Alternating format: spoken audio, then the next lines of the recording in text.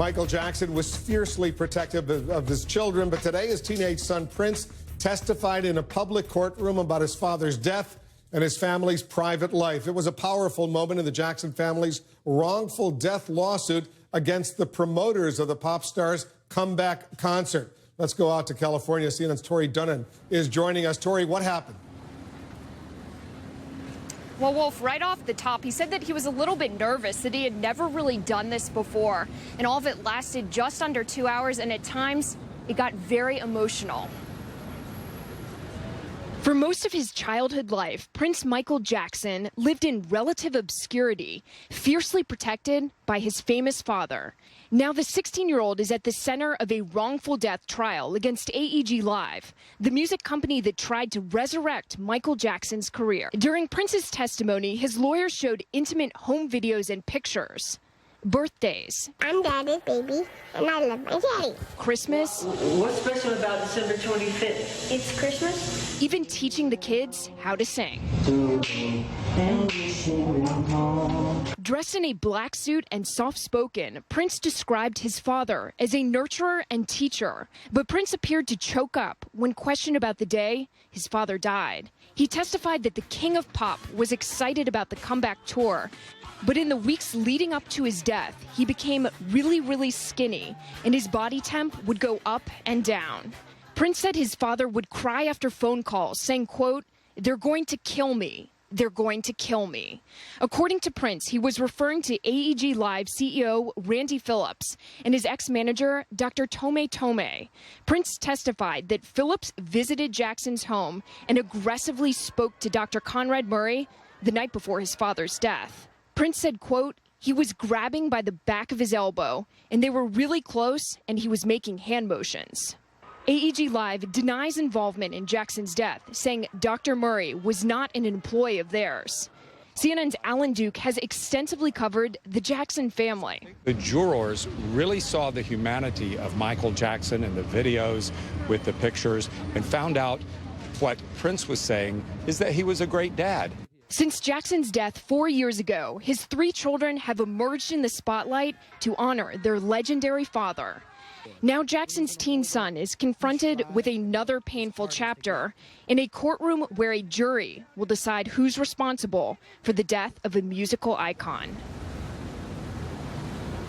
And Wolf, Katherine Jackson was also in the courtroom today. A lawyer for the Jackson family said that she was extremely proud of her grandson. Let's bring in former lawyer for Michael Jackson, Tom Masereau. Tom, thanks very much for coming in. Did you have a clue about how much Michael Jackson spoke to his children, how much he confided to his children about what was going on? Yes, I did, Wolf. Wolf, I became his lead criminal defense counsel 9 months before the criminal trial started. I replaced attorneys Braffman and Garagos. During those 9 months, I was at Neverland quite a bit, and I observed his interaction with his children, as well as during the succeeding 5.5 months of trial. He was constantly with his children. His days revolved around his children. He was very protective, very doting. He played with them. He read with them. He taught them. He was very protective that they not be exposed to media influences, to anything that would complicate their life or cause undue conflict in the home. He was a very devoted father, very close to these children. They absolutely adored him. I remember the day he was acquitted. I was at Neverland, and the children were just jumping all over him and hugging him, and I'm grateful to say they did the same thing to me. Very attentive father. These children loved him, and when he passed away, they were absolutely devastated. He was a wonderful role model, a wonderful father, and he just cared so much about them. How key do you believe these 2 kids, Prince and Paris, are to this case, to this trial? They're very important. First of all, they're plaintiffs. I mean, they're suing AEG. It's Katherine and Michael's 3 children. So they're plaintiffs. They're major players in the case. This testimony today was so powerful in and of itself, but Wolf, you also have to judge it in conjunction with what happened before today. The jury just heard from a professor at Stanford who's an expert on medical ethics, And this witness testified that AEG had a relationship with Conrad Murray that put them in a terrible conflict of interest. He said it was one of the most egregious conflicts of interest he'd seen.